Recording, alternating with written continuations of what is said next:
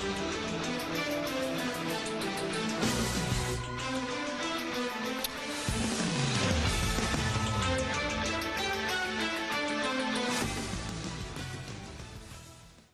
welcome to KAT News. I'm Tayana. And I'm Andrew Tucker. Recently, Spain fought in the War for Succession. Charles II was sick and too weak to produce an heir. The only heir was his cousin, who was in line to inherit both the Spanish and French empires.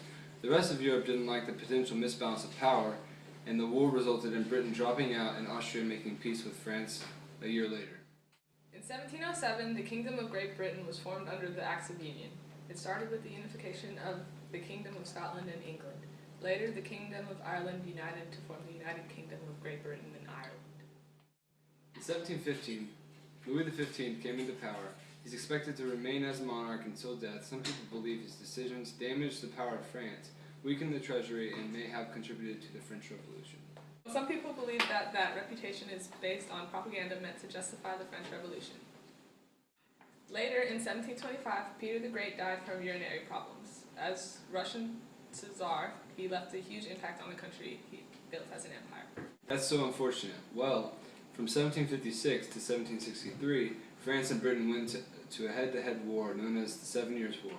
This war spread to the colonies after the fight of the Ohio Valley in America. It resulted in France's decline as a world power, losing its holdings in the settled colonies.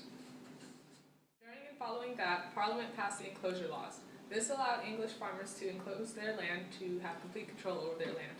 It also removed the rights of the local people to use the local. Well, I guess we'll just have to see how that plays out. In 1789, Louis XVI called the Estates General to Versailles. It was called to propose solutions to France's financial problems. The powers of the estates clashed, causing the Third Estate to break free as the national assembly. Yeah, I heard that was a potential start to the French Revolution. Unfortunately. Well, following that, the National Assembly officially dissolved and left the Constitution of 1791.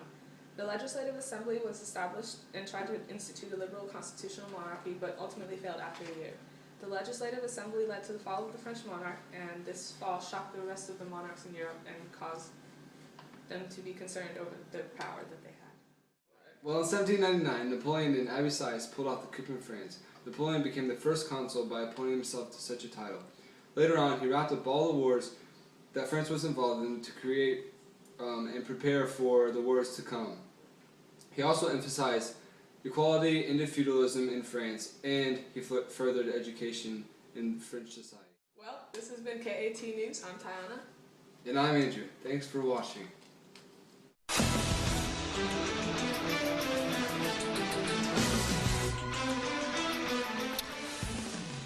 Andrew Tucker. Recently, Spain fought in the War for Succession. Charles II. How do you say it? Succession? Is that right? Yeah, I messed up. Hey, I'm gonna put him in my room. Go now? Yep. Okay. Is it recording? Yep. Okay. Well, some people believe that. Okay, I'm sorry. Okay. Well, some people. Wrapped up all of the wars. Okay, so I'm reading from here to for world domination. That sounds so like cartoon evil. We don't have to. 99, Napoleon and Abbe Sieyès. Okay. Well, in 1799, what's so funny? Oh, sorry. What's funny? Nothing. Okay, I'm sorry. Well, in 1799, Napoleon and Abbe Sieyès pulled off the coup in France. Napoleon became the first consul. Yeah. Well, in 1799. Well, in 17.